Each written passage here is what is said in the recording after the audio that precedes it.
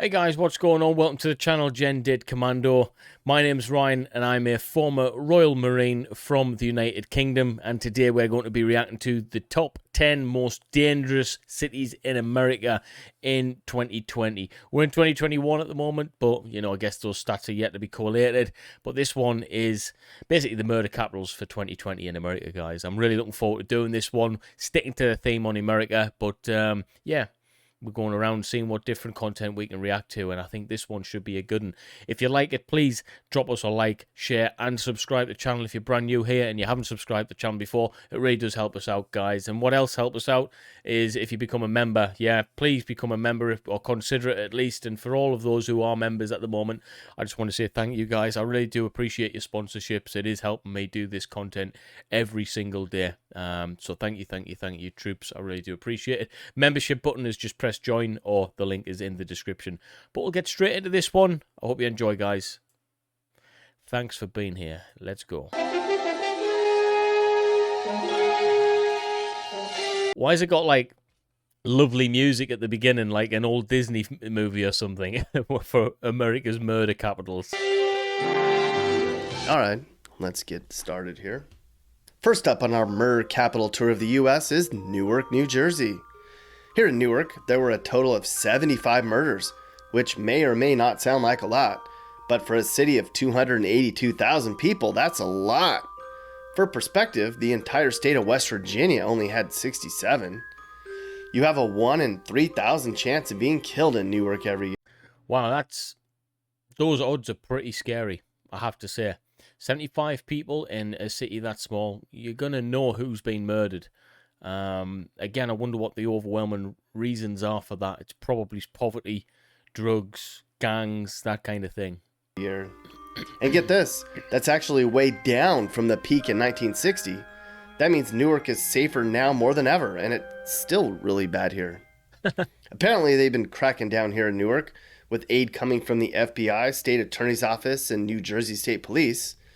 Newark PD has even resorted to providing haircuts for kids for school, giving away turkeys and coats along with school supplies to quell the violence. But the kids aren't the ones shooting people?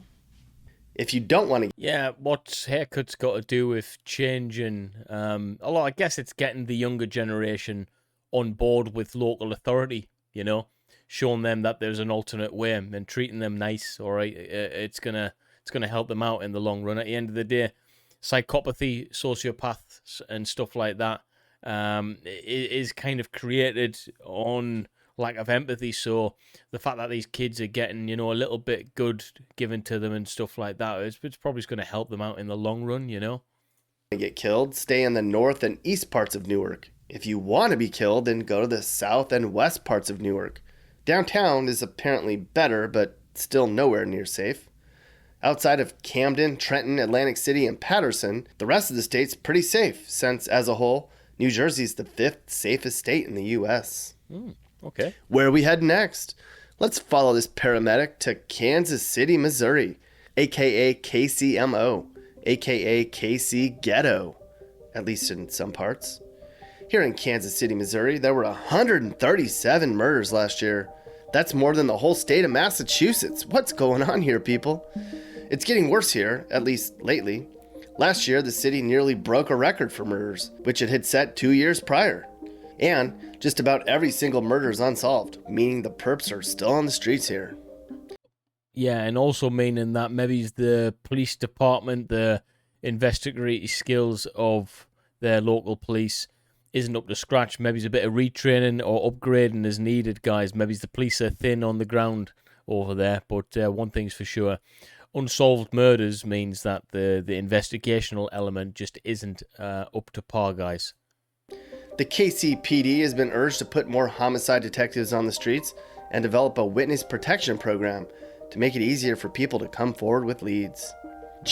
Yeah, I mean, if people are scared of coming forward because of repercussions and stuff like that, then you're failing as a local authority, really, aren't you? The police have to be on board, guys, and you have to have a thorough, uncorrupted police force with a witness protection program in place. Otherwise, people just won't come forward. What that tells me and I've got a little bit of an investigation background myself, is that there's a lack of trust and maybe a little bit of corruption in there as well.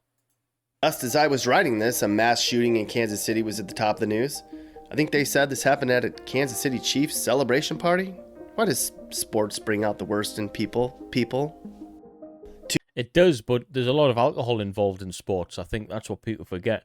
And for every winning team, there's a losing team, isn't there? So there's always going to be a height of emotions, a mix of emotions at sport games, and it brings out the best and worst of us. 2/3 of those killed in Kansas City were black males, contributing to Missouri's #1 ranking for black homicide victimization. Don't worry, Missouri, we'll be back again to visit you again before the end of this video. But for now... You're kidding me. So we've got another dangerous city, I'm guessing then. We heard some gunshots, so we're going to go en route to the city of Memphis. Memphis, Tennessee. Here in Memphis, there were 191 murders. I've always wanted to visit Memphis, to be honest with you. I've heard quite a lot of good things about it, so I am shocked to hear that Memphis is, 181 murders 2020. I don't know. That's a lot, guys. That's an awful lot. What the? That's more than the whole state of Wisconsin in a year. And it's getting worse here, too. 2 years ago, Memphis saw 180 people get killed, and then last year it was 187. It's so bad here in Memphis that officials are calling it a crisis. You think? The Justice Department now has a plan to solve problems in places like Memphis. It's called Operation Relentless Pursuit. It's going to involve more money, officers, and technology, and syncing databases to try to figure out a way to catch these killers. If you're watching this from another country, well, yes, the United States has some really terrible, scary places. But nothing like countries like Venezuela, where 8% of all murders happen worldwide. Mexico. Whoa, hang on a minute. What? 8% of all murders? That is absolutely outstanding. Mexico saw 6% of the world's murders last year. Colombia had 6% of the world's murders. But it's drugs, isn't it? It's got to be drugs, guys. It has to be drugs. Brazil had 4%, and South Africa had 3%. And here's a troubling stat. 400,000 people were murdered worldwide last year. That's more than died from drowning. Twice as many people, or 800,000, killed themselves. That's not really surprising, though. You would like to think not many people drowned now. So homicide, yeah, that's not too out of the ordinary, I would say. Last year. If you live in certain Baton Rouge neighborhoods, you might feel like you're in a foreign country. That's because you have a 1 in 2,800 chance of being murdered if you live here. 83 people were homicide victims last year, which was actually down from 2017 when 105 people were killed. That's a lot. Yeah. This person lives in Baton Rouge, and she had some poignant things to say. Crime, violence, mental health issues, racism. I can count on 2 hands the people worth the investment of a long-term relationship. I hated moving there as a child, and I fully loathe the place now. Louisiana can literally break off and float out into the Gulf, and I wouldn't care, except I hope Baton Rouge was the first to drown. Damn. The areas in Baton Rouge where most of the murders happen are in low-income areas where high drug use and gangs are prevalent. No. There you go. Gangs, drugs.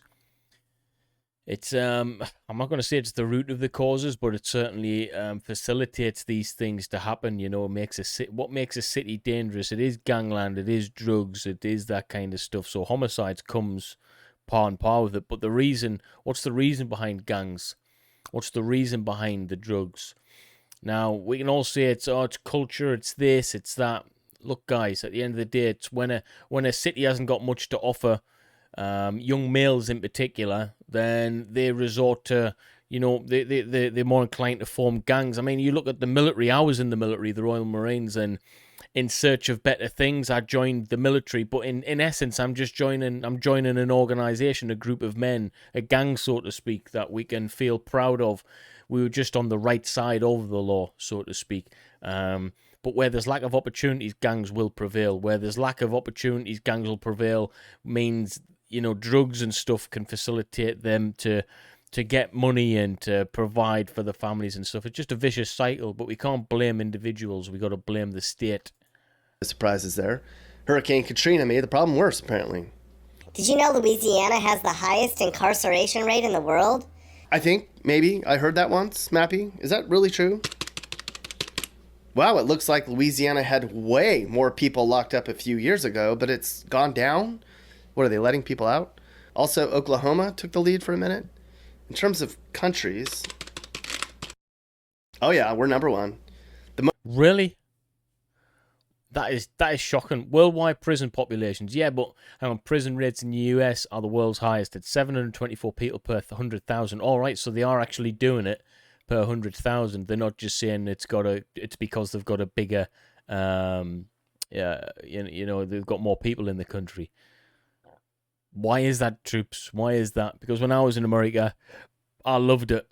I absolutely loved it. And I didn't see too much of the bad side of America, if at all any. So it is hard for me to kind of, to see that. England and Wales is second, third, fourth, fifth on that list, which is, we shouldn't be too proud either, guys. Most locked up people of all. So Louisiana does have more people locked up than anywhere else in the world per capita. And look at all the countries that are over capacity for their prisons. Have you ever been to jail, Mappy? No, never, and I don't plan to. Yeah, well, I don't think you'd survive very long in there. Maybe I'd make friends. The other prisoners could use me to find a way to escape. That's a good point, Mappy. Oh, good old Mappy. Please don't ever wind up in jail. We'll never see you again. We don't have to go very far. Yeah, not going to lie, Mappy is pretty annoying. To get to our next murder capital of the U.S., New Orleans. Right, New Orleans. Never would have thought that would have been a capital, guys. Here, 119 people were murdered last year that they know of, which is way better than in previous years, like in 50 years. But why? Well, for one, the mayor says her plan on using data-driven police interventions and community outreach is working. The Big Easy was the murder capital of America in 94, and from 94 to 2013, the city averaged 250 murders annually. Oh, but it's still bad here, and it's still more dangerous than in most places in Mexico and Venezuela. Tourists and residents... How is that possible? Yeah, it is quite touristy as well, so, why people keep going back here? Residents are told to walk in groups. I've been to many areas in New Orleans, and besides just the rundown post-Katrina neighborhoods, you can almost get stabbed just a block off of Bourbon Street while taking a pee by a dumpster. Happened to me. Wow. There's rules on what to do so you don't get killed in New Orleans. Stay away from bad neighborhoods. Okay. Travel in groups. Be home by 1 a.m. Don't go to cemeteries. Don't look like you're weak. Carry a gun. Okay. Man, some serious stuff. Detroit. Yeah, regardless, I'd still like to visit New Orleans. I think it looks brilliant. I've heard loads of good things about it. The murders is a one to worry, but, what's the chances, really, for a tourist? I don't know. Maybe that's a one to do. A video on the most dangerous cities in America for tourists to visit. That would be pretty cool. Detroit is daring to reach up. Some Detroiters prefer to dwell in these new, self-contained cities within a city. Others in new cooperatives or friendly neighborhoods. Whatever the choice, Detroiters rate their city high for living, working, and sheer enjoyment. Yeah, Detroit is nothing like that now. Of course Detroit's on this list. This city saw 261 people murdered last year alone, which is more than the whole state of New Jersey, which has a city on this list. And murders are down here too. It's only the... That's some crazy stats. That's some crazy figures, man. And just have a look at these beautiful homes that are now run down. It's just such a shame. First time since 1967 where there were less than 300 killings in this city. Probably because everyone's leaving. Typically, a city's crime rate goes up. That looks really, really run down now. When its population goes down. So Detroit's an interesting case. Hopefully, it's a long-term trend. But if you think that's bad, in 1974, there were 714 murders here. What? And in 91, there were 615. How? So now's nothing. Of course, population declines left abandoned buildings. Yeah, these abandoned buildings are really eerie. Like, imagine driving down there as a tourist not knowing where you're going. Behind, which have become magnets for the drug trade and angry, mean people. Poverty, crime, shootings, drugs, and urban blight in Detroit are ongoing problems. Poverty-wise, a typical Detroit neighborhood made about 25 grand last year, the second lowest in the country and about half of what the typical American household made. Similarly, its poverty rate of 40% is the second highest in the country, well more than double the national poverty rate of 15%. Birmingham, Alabama is our fourth. Oh, Birmingham, Alabama. Well, I've got news for you guys. Birmingham in the United Kingdom isn't much better, all right? It's probably one of those places that there's an awful lot of violent crime happening compared to the rest of the United Kingdom. So, hey, Birmingham is living up to its expectations everywhere in the world. Murder capital of the U.S. That might throw you off since Detroit's only fifth, but if you're measuring actual murders per capita, the numbers don't lie. Here in Birmingham, there were 88 murders, and for a city of just over 200,000 people, that means residents have a 1 in 2,400 chance of being killed every year. You know your city's bad when the Venezuelan government's telling residents to avoid you. How are people being killed in the U.S.?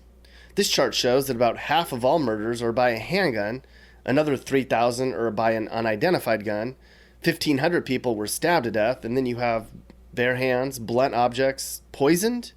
Only 5 people were poisoned last year in the U.S.? That seems low. Now, I don't know if that figure's true. Yeah. Guns is the major one, but, you know, I'm not even going to get into that topic, guys. I know it's a touchy one. I don't know enough about it to comment on it effectively, so, yeah, I'm not even going to be neutral on it. I just ain't commenting on it, period. Now, Birmingham's a very black city, where 2/3 of the population is African American. What percentage of murder victims in the U.S. are black men? Well, according to this chart, black Americans were only slightly more likely to be killed in the U.S., casting aside the myth that most murders in the U.S. are black-on-black crimes. Yeah, and I'm glad that that has dispelled the myth, because that's the reason that so much racism occurs in our world to these days. There's these false stats, and obviously these stats prove that actually doesn't matter if you're black or white. You know you've got the same chance pretty much of dying or being murdered, man. It's just how it is. Another interesting stat: most murders don't cross racial lines, meaning white people kill white people and black people kill black people.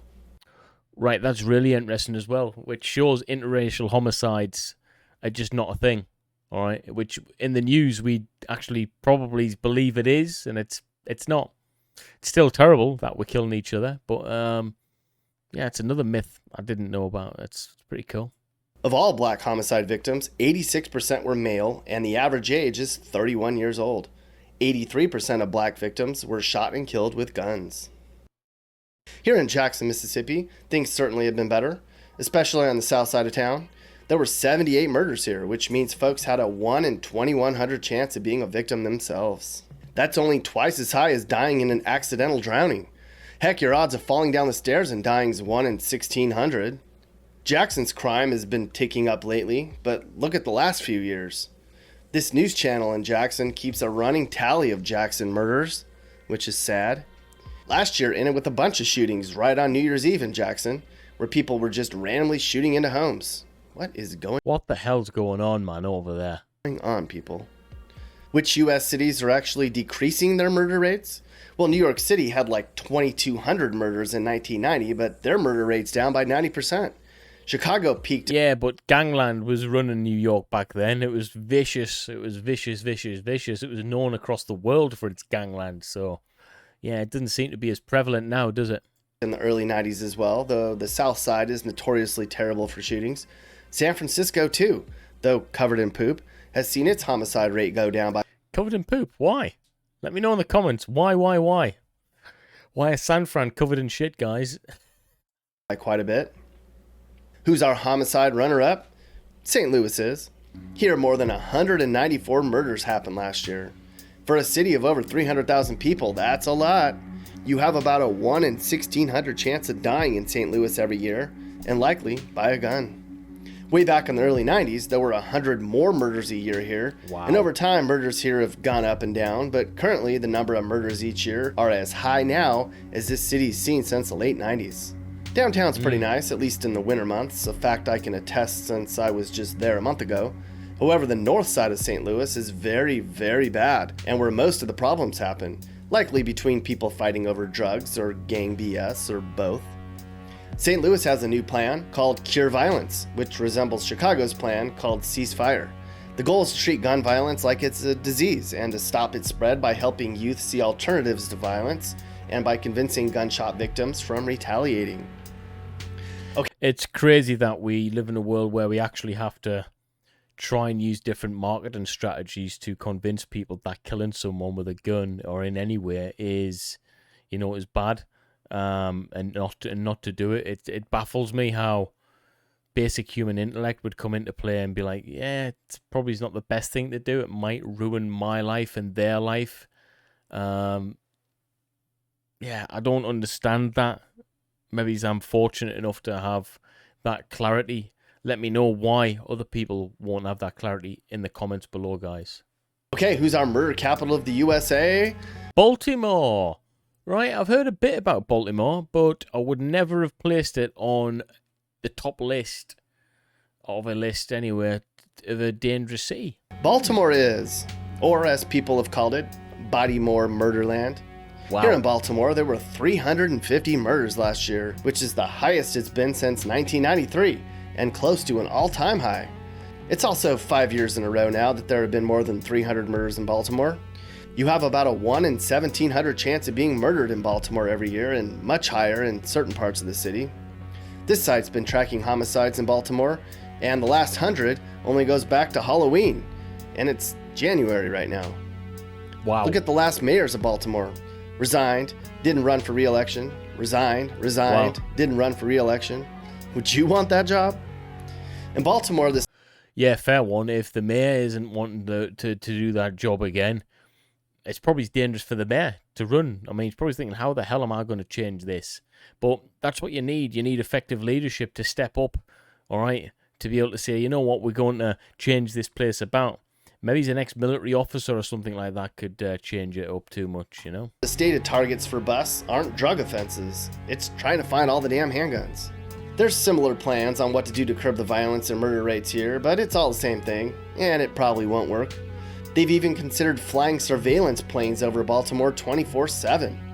People say the... No, and then it becomes a militarized state, doesn't it? A militarized city.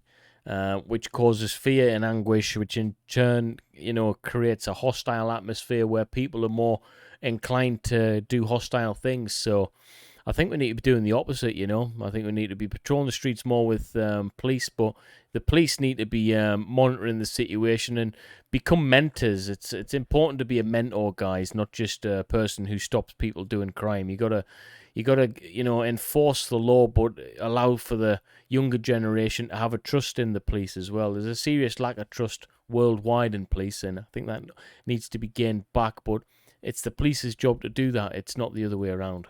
Police aren't as aggressive since the Freddie Gray murders and riots in 2015. Others say it's all the illegal guns laying around. Some say it's a drug crisis. Well, there were 417 mass shootings last year in the U.S., more than one every day. It's white versus white, black versus black. Lots of people here are sick, and big pockets of inner cities in the U.S. have had a breakdown of morality and family values. When the culture of the streets takes precedence over getting a damn job and being responsible, there's nothing we can do to stop it, except throw them all in jail. Can we do that? Hey guys, if you learned something new or you just like... Right then, troops, let's have a chat about this one. So, the top 10 most dangerous cities in America. So they were talking about murders per city in America. That's it's quite shocking, guys. It's quite alarming, isn't it, really? Thankfully, those numbers aren't into the thousands. Hundreds is still really, really bad. I was quite shocked to find that, the UK is 5th in the world for incarcerations, and America's top. So the thing is, if we've got a lot of killings, we've got a lot of murders happening, and we've got a lot of people incarcerated, maybe is incarceration working? Is it enough of a deterrent? I don't think it is. But, I'm not going to sit here and pretend I know all the solutions. I'm just trying to look at it and think, well, incarceration doesn't seem to be working. What would work? Is that a culture problem? Is that a moralistic problem? It's got to be moral values and ethics, isn't it, really? But where does that come from?